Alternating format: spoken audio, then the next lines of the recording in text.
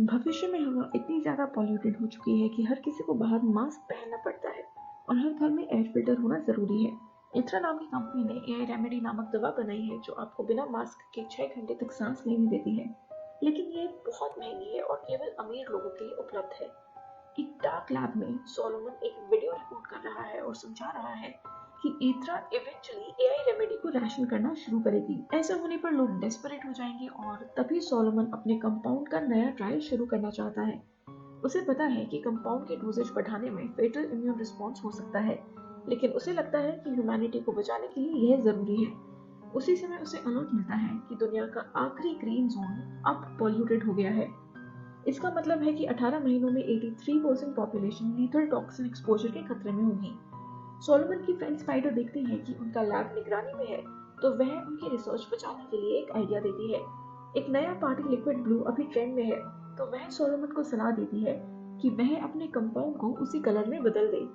अगर पुलिस उन्हें पकड़ती है तो उन्हें लगेगा कि वे सिर्फ डीलर्स हैं और कंपाउंड का ट्रायल नहीं रुकेगा। इस बीच एला एथरा के प्रोडक्ट्स को प्रमोट करने वाली मॉडल के रूप में काम करती है। उसकी माँ भी एक मॉडल थी, लेकिन उसने खुद को सेल्फ डिलीट कर दिया था। एला ने उसकी लेगेसी को संभाला, इसलिए दूसरे मॉडल्स उसे जलते हैं और उसे नेपो बेबी कहते हैं। एला अपने ब्रीदिंग मेडिसिन अपनी माँ के लॉकेट में रखती है। एक दिन काम के दौरान एला को उसके बॉयफ्रेंड टली का मैसेज मिलता है जो डेट कैंसिल कर देता है। एला यह सुनकर अपसेट हो जाती है और जब दूसरे मॉडल्स उसके पीठ पीछे बात करते हैं तो वह अपनी बेस्ट फ्रेंड जीना को मैसेज करती है। हालांकि जीना और टली का अफेयर चल रहा होता है।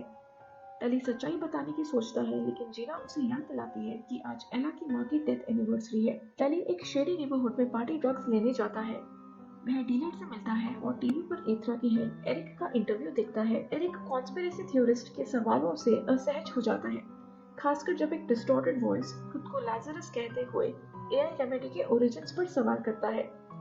इस बीच टली सीक्रेटली लैब में सोलोमन और स्पाइडर को उनके कंपाउंड पर काम करते देखता है। टली सोचता है कि यह एक नया पार्टी ट्रक है और वह इसे चुरा लेता है।